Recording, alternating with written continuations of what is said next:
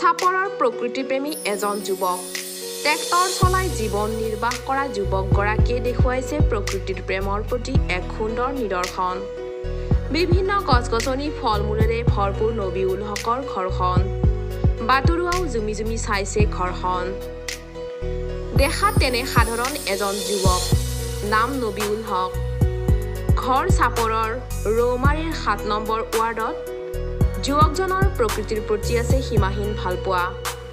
প্ৰকৃতিৰ প্ৰতি থকা ভালপোৱাৰ বাবেই যুৱকজনে নিজৰ ঘৰতে গঢ়ি তুলিছে এক সুন্দৰ পৰিৱেশ। যিয়ে নবীউলৰ ঘৰলৈ আহিছে তেওঁৰ মন আনন্দেৰে ভৰি পৰিছে। অতি সাধাৰণ ঘৰৰ যুৱক নবীউলে ট্ৰেক্টৰ চলাই নিজৰ জীৱন পোহপাল দি থকাৰ লগতে প্ৰকৃতিৰ প্ৰতি আছে নবীউল হকৰ অজস্ৰ মৰম আৰু ভালপোৱা।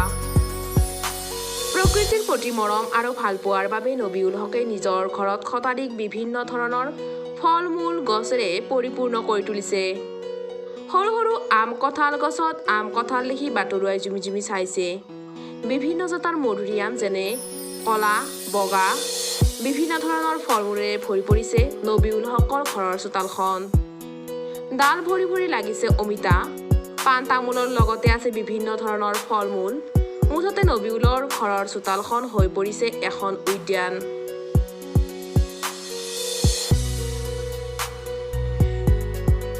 লুহিত কুমাৰ ৰয় ৰিপৰ্ট, গণতন্ত্ৰ অসম।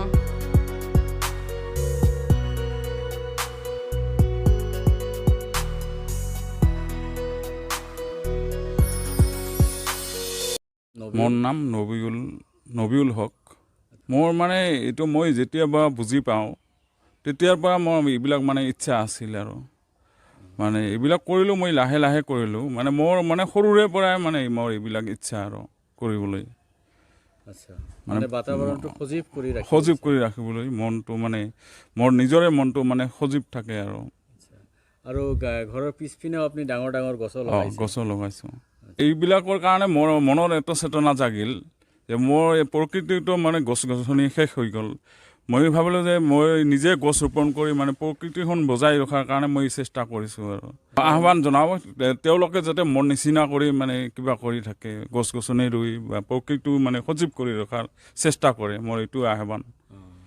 মোৰ ইয়াতে বহুত ধৰণৰ গছ আছে, মধুৰিআম, অমিতা গছ, তাৰপিছত আম, মাটি কঁঠাল, তাৰপিছত কঁঠাল গছৰ যিটো হেৰি লগাই কঁঠাল যে ফলিছে, কেইবছৰৰ গছ এইটো? 1.5 বছৰমান হ'ল। 14টা ফলিছিল, 7টা মানে সৰি গ'ল আৰু 7টা আছে। বিভিন্ন জাতৰ ক'লা মধুৰিআম আছে, তাৰপিছত এনে মধুৰিআম আছে আৰু আম আছে আৰু কিবা কয় মিঠা আমৰা বুলি কয়, মিঠা আমৰা আছে। তাৰপিছত আৰু বহুত ধৰণৰ আছে, কিবা শতাধিক পৰিমাণৰ আছে আৰু মই নিজে কৰোঁ এইবিলাক চব। মানে কেতিয়াবা কৰে, আপুনি নিজে কৰি ভাল পাওঁ বেছিভাগ। মই নিজে মেক্সিমাম নিজে কৰোঁ।